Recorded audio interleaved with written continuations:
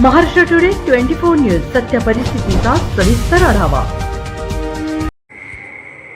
चिघळलेले प्रकरण पत्रकारांच्या मध्यस्थीने निवळणे, समृद्धी महामार्ग व्यवस्थापन विरुद्ध शेतकऱ्यांचे झालेले नुकसान तात्काळ भरपाई करून देण्याचे आश्वासन, समृद्धी महामार्गाचे कामांतर्गत जलमिशन प्रकल्पाची फुटलेल्या पाईपच्या जागी नवीन पाईप, शेतकऱ्यांना कोणत्याही प्रकारचा त्रास होणार नाही, समृद्धी महामार्ग व्यवस्थापकांचे आश्वासन। ज्येष्ठ पत्रकार दिलीप जोंधळे व मेहबूब शेख यांच्या समन्वयातून चिघळलेले प्रकरण निवळले। परभणी जिल्ह्यातील पूर्णा तालुक्यातील लक्ष्मीनगर येथे सुरू असलेल्या समृद्धी महामार्ग व पुलाच्या कामासाठी स्थानिक शेतकऱ्यांच्या शेतातील माती उपसा करत असताना शेतजमिनीचे नुकसान झाले। याऐवजी गावातील जलमिशन प्रकल्प अंतर्गत गावासाठी जी पाणीपुरवठा व्यवस्था होती ती पाईपलाईन फुटल्याने मागील 15 दिवसांपासून गावातील पाणीपुरवठा बंद होता। त्यामुळे शेती कशी करायची व पाणी कसे भरायचे अशा पेचात अडकलेल्या शेतकऱ्यांनी अनेक वेळा समृद्धी कंपनी व्यवस्थापनाकडे तक्रार केली, मात्र कंपनी प्रशासन दुर्लक्ष करीत असल्याने ग्रामस्थांनी तक्रार केली होती। दरम्यान या प्रकरणाचा पाठपुरावा करण्यासाठी ज्येष्ठ पत्रकार दिलीप जोंधळे व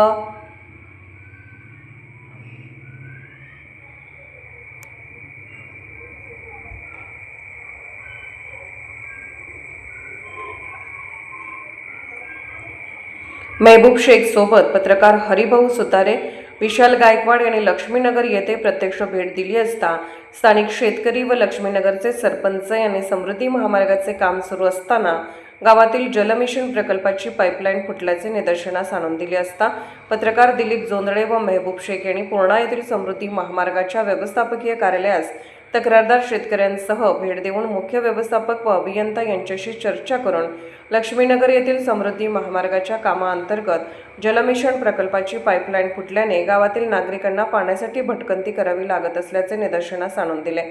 स्थानिक शेतकरी व पत्रकारांनी समृद्धी महामार्गाच्या मुख्य व्यवस्थापकांशी चर्चा करून झालेल्या वादाचे निर्मूलन करून पुढे सहकार्य करण्याचे आश्वासन दिले व व्यवस्थापकांनीही झालेल्या नुकसानीची तात्काळ भरपाई करण्याचे आश्वासन दिले। महाराष्ट्र टुडे मराठीसाठी ब्युटी रिपोर्ट मेहबूब शेख सोबत विशाल गायकवाड, पूर्णा, परभणी। लिमिट काय ते लिमिटच्या बाहेर सुद्धा जाऊन पाणी लागले, खाली इकडे बघायचं पाणी लागलेलं आहे। ते पाणी लागून सुद्धा ते अजून माती उपसत आहेत। मग शेजारचे जे शेतकरी त्यांची शेती ढसळणार का नाही? बरोबर। मग आमचं म्हणणं एकच आहे की बाबा आता आम्ही जे दिलेलं आहे ते आमचे वडील, दुसरे कोणी शेतकरी असतील ते हे अडाणी त्यांनी काय केले, ते 2-3 माणसं नाव आहेत पण त्याची नाव घेणार नाही का समोरचे जे त्यांनी हे केलेले आहेत त्या अधिकारी लोकांनी त्याने काय केले, आमच्या सह्या घेतल्या तिथं आमच्या वडिलाच्या त्याला म्हणजे शिक्षण वगैरे काय नाही, निरक्षर आहे त्यांनी, निरक्षरचा फायदा घेऊन त्यांनी सह्या घेतल्या आणि आता म्हणतात 9 महिन्याचा अग्रीमेंट आम्ही केलेला आहे। तर मग आम्ही 9 महिने आता पेरणी करायची, आम्ही का आमच्या शेतीतून त्याला रस्ता द्यायचा। तर या प्रकारे आता त्यांनी हे बंद करून टाकायला पाहिजे। आता खूप झाले, याचे 3 महिने सारखी माती चालू आहे।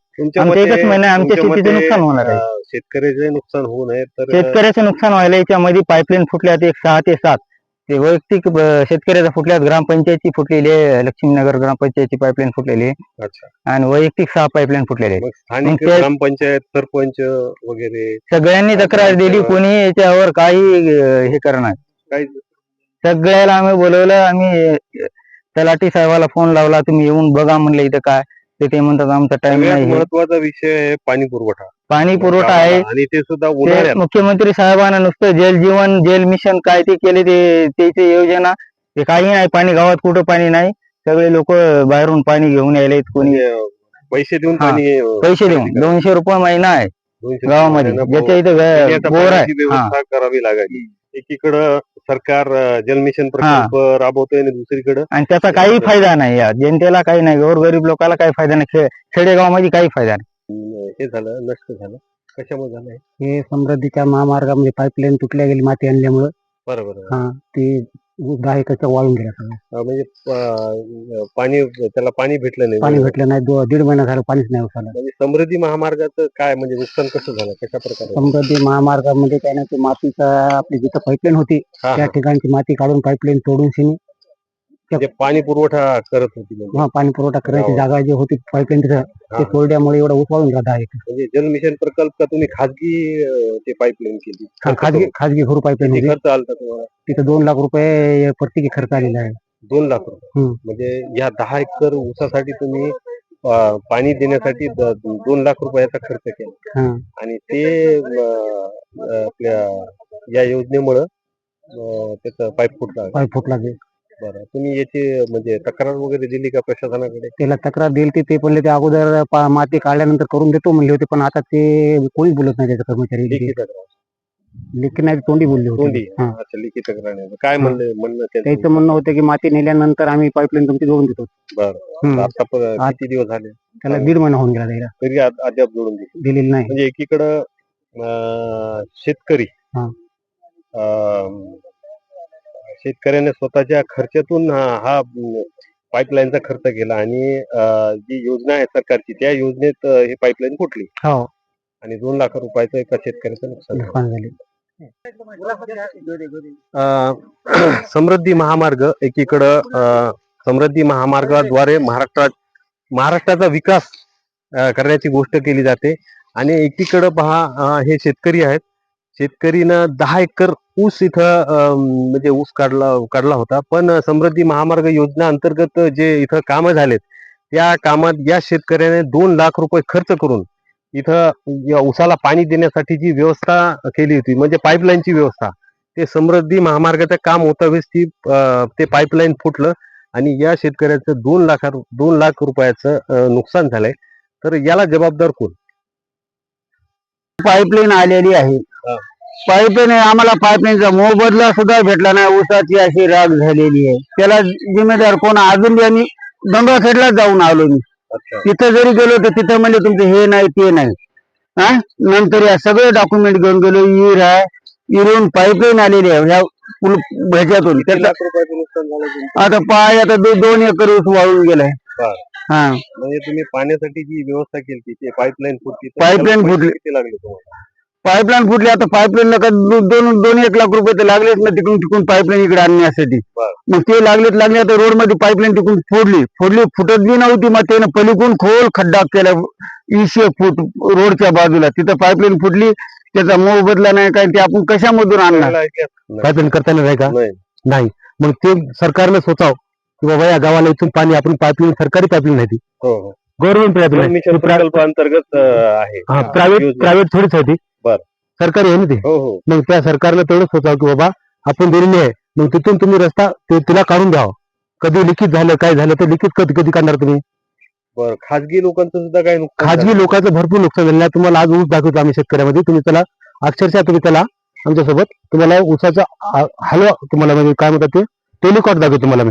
अच्छा, तुम्ही पाहून घेऊ शकता किती ऊस वाढायला तर आणि किती काय व्हायला तर. आज तुम्हाला पाईपलाईन जर वाढला तर आज एवढा उन्हाळा वाढलेला आहे, 45 डिग्री झालेला आहे.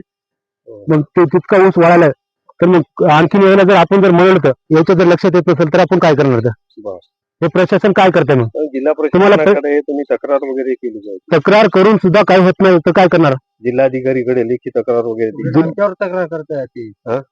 उलट पाणी पुरवठा बंद आहे. म्हणजे या जबाबदार इथले जे अधिकारी आहेत जे काम करणारे त्यांना तुम्ही तक्रार दिली? हो, दिली होती. मग काय त्यांचं उत्तर? ते देतो म्हणतात करून, येलो आमचा साहेब यायला, ह्या साहेबाला बोला त्या साहेबाला बोला.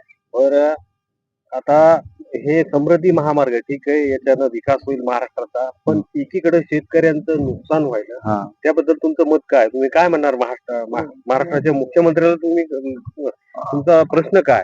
म्हणजे काय शेतकऱ्यांचं समृद्धी महामार्ग सुद्धा व्हावा आणि शेतकऱ्यांचं सुद्धा भलं व्हावं, त्यासाठी तुम्ही मुख्यमंत्री जे आहेत महाराष्ट्राचे देवेंद्र फडणवीस यांना काय म्हणतात? तुमचं म्हणजे काय त्यांना प्रश्न आहे आणि काय त्याच्यातून मार्ग काढावा असं तुम्हाला वाटतं एक सामान्य जनता म्हणून? आमचं एकच म्हणणं आहे, व आमच्या शेतकऱ्याचं सुद्धा नुकसान होऊ नये. रोड व्हायला ते व्हायला, पण इकडं शेतकऱ्याचं नुकसान करून जर शेतकरी मरत असेल रोड होत असेल त्याला काय अर्थ आहे? आणि ही जे पाणी पाईपलाईनची फुटली म्हणजे जवळपास 15 दिवस झाले, तर तुम्ही त्याची तक्रार केली तर आतापर्यंत त्याच्यावर त्याची म्हणजे चौकशी झाली नाही? काय झालं काय नेमकं? काय ते करून देतो म्हणतात, प्रत्युत्तरच भेटत नाही काय? प्रत्युत्तर भेटत नाही. तुमचं काय म्हणणं आहे? आता नाईटला गाड्या चालतात, दिवसा करून देतो म्हणजे. अच्छा, आणि नाईटला गाड्या चालतात. अच्छा. आता नाईटला गाड्या जर टाकल्या तर नाईटला कोण रात्रभर कोणी जागणार आहे का?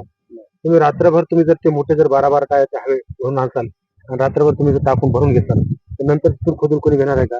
आज एका गावाचा प्रश्न आहे, आज भविष्यामध्ये आज एक गाव आहे, आज पाणी असेल किंवा नसेल, पण उद्या भविष्यामध्ये जर पाणी जर नसेल म्हणजे आजच महाराष्ट्र टुडे 24 न्यूजला सबस्क्राईब करा आणि सत्य परिस्थितीचा सविस्तर आढावा पहा.